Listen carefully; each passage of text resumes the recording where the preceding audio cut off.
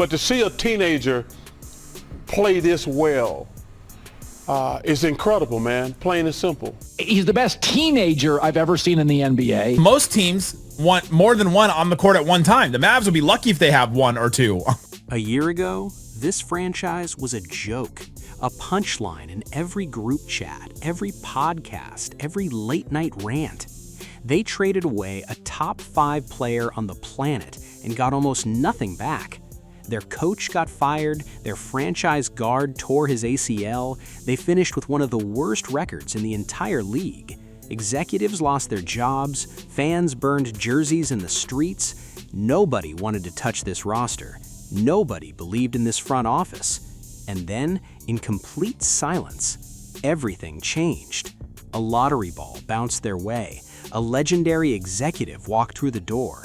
A teenager arrived who plays like he has been in this league for a decade. And on one quiet Sunday morning, this team pulled off a heist nobody saw coming. This is not a comeback story. This is a complete reconstruction. And it starts with the worst season of their lives. And the only one is taking that last spot and the other is let go, or do you think one gets signed to the active roster? So this is where the Mavericks are with their two-way spots. Rewind to last season. This franchise hit rock bottom in front of the entire basketball world. Their general manager was fired after a brutal start, just 8 wins in the first 30-something games. Their franchise point guard went down with a torn ACL in March, ending his year and stealing away any hope of a late push. By the time the season ended, they had lost 56 games. 56, one of the ugliest numbers in franchise history. There was no direction, no clear plan, no face of the franchise anyone could point to and say, "This is our guy." The fan base was furious, and rightfully so. This wasn't just a bad season, it was the direct result of a trade that shocked the entire league months earlier. A trade that sent away a top 5 talent and left this roster gutted, aging, and lost. But buried inside that disaster was a silver lining nobody expected. Losing that many games meant one thing, a real shot at the lottery. And when the ping pong balls dropped, this front office finally caught the break it desperately needed. And the story of Cooper Flagg is, that's the best basketball player at 17 I think I've ever seen. They won the lottery and landed the most complete teenage prospect this league had seen since LeBron James walked into the NBA. And what this kid did in his very first season wasn't just good, it was historic. He averaged 21 points, close to 7 rebounds, and 4.5 assists a night. He played and started every single game, all 82 of them, on a team that had almost nothing else going for it. He led his entire roster in points, rebounds, assists, and steals in the same season, something only one other rookie in NBA history has ever pulled off. He became the youngest player to ever score 50 points in a single game, dropping 51 points at just 19 years old. Think about the names who never did that at his age. Not LeBron, not Kobe, not Durant. He did. Analysts stopped comparing him to average rookies and started comparing him to Larry Bird, to Michael Jordan, to prime superstar trajectories. And the scary part is, the stats weren't even the most impressive thing about him. It was the composure, the poise. A 19-year-old playing like a 10-year veteran, never rattled, never rushed, always in complete control of the game around him. Man, there's guys that can do things with the ball, but we're one Flagg or Kyrie injury away from looking at this roster and being like, oh, there's just not enough guys that do things with the ball, and too many play finishers and not enough. While that teenager was carrying an entire franchise on his back, one of the most gifted scorers in the league was forced to watch from the sideline. A 9-time All-Star, a legendary shot creator, sat through an entire season rehabbing a torn ACL, the first time in over a decade he had missed a full year of basketball. But here's what people conveniently forget. Right before the injury, he was playing some of the best basketball of his career. 24 points a night, shooting over 40% from 3, over 90% from the free throw line. Only one player in modern history has hit that exact combination of numbers more times than him. And the numbers with him on the floor versus without him tell the entire story. This team was a completely different animal when he played. A winning team, a team that competed. which is exactly why, despite trade rumors and outside pressure, the office made one thing clear. He is not going anywhere. He is not a piece to be moved. He is the bridge between this era and the next. The veteran who is supposed to hand the keys over to the teenager the moment they finally share the floor together.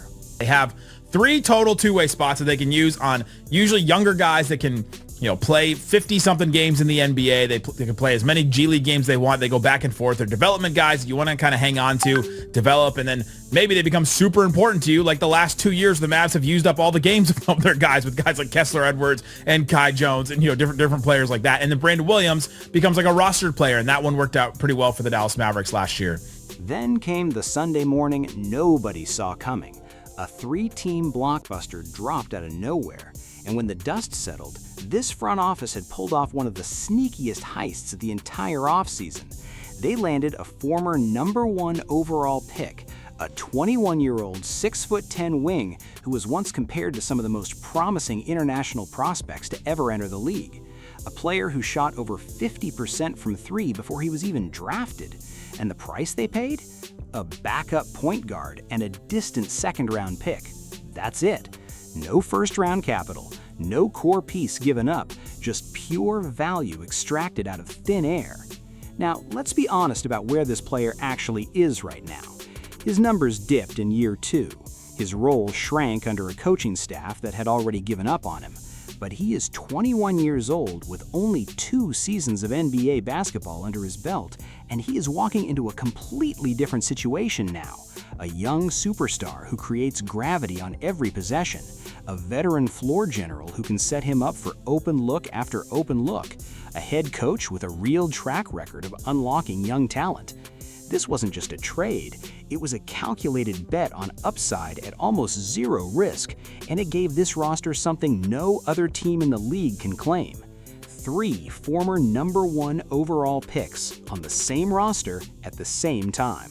So what does next season actually look like when all the pieces are finally healthy and on the floor together? A veteran creator running the point, feeding a young superstar who is about to take the leap into all-star territory, and a 21-year-old sharpshooter learning the league inside a system finally built to use him correctly. Around them, a supporting cast that isn't flashy, but does every single unglamorous thing right.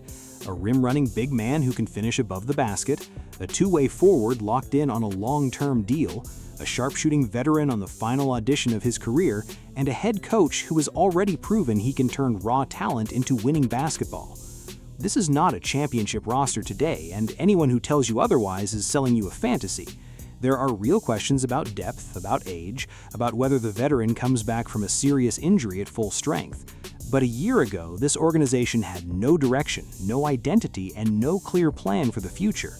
Now they know exactly who they are. They know their timeline, they know their franchise player, they know their bridge, and they know their bet on upside.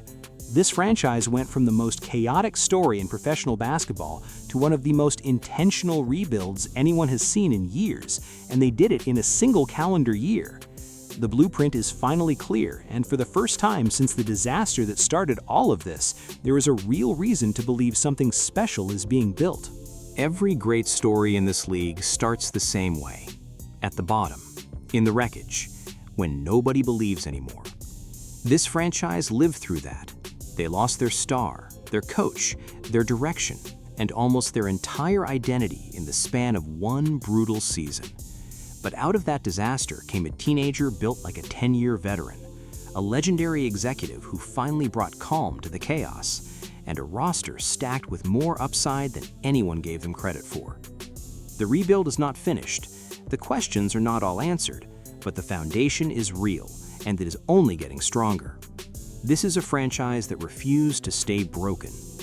Keep watching, because this story is only getting started, and you do not want to miss what happens next. If this breakdown opened your eyes to what's really happening here, hit subscribe right now, because we are just getting warmed up on this rebuild.